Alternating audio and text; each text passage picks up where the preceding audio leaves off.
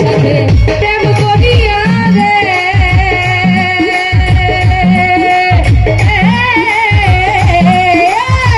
ঘটিল লাগতো না